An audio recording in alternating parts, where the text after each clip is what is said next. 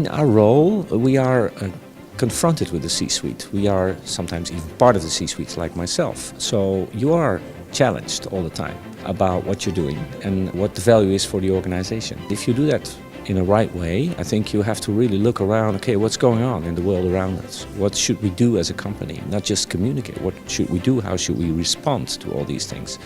Should we be, for example, active in certain areas where we are not active yet, in societal areas, for example?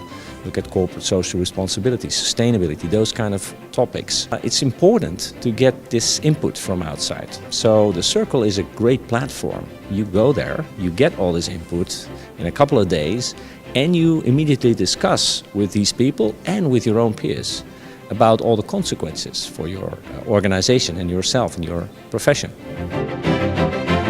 One element of communications that is often forgotten because we are so into sending, into talking, is listening. And the need, through these moments of change, that we listen well. So we do really deep listening, reflective listening.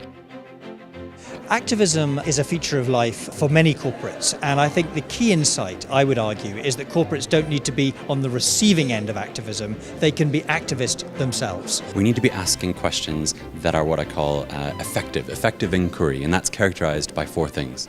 So questions that are honest, bold, non-judgmental, and vital. What we are made of is one of the questions that we ask at CERN. It's a research laboratory where about 17,000 people contribute to answering those questions. And these are some of the most profound questions that humans have asked since the beginning of time. Play creates an environment, it's not yet for real, but you can come up with ideas. So it invites you to come up with solutions.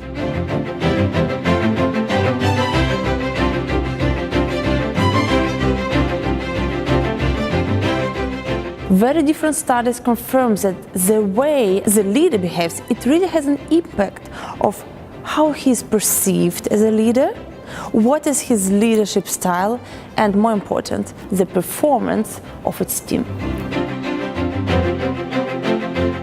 People here are concerned about communicating truthful messages, positive messages, getting control of a situation. Well, I'm more interested in what people do to make a situation go out of control.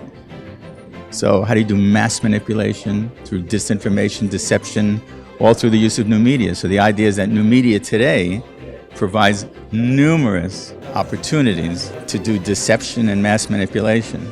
I think what is really important for communication professionals is that you have a broad view on the world outside, right? You're actually the one between your organization and the outside world. It's interesting because we have to see many different things, whether it's politics or whether it's something about society as a whole, sustainability, social questions or dilemmas. They're all over the place. And we have a role to look at all these things and integrate them in our work and make them useful for the organization.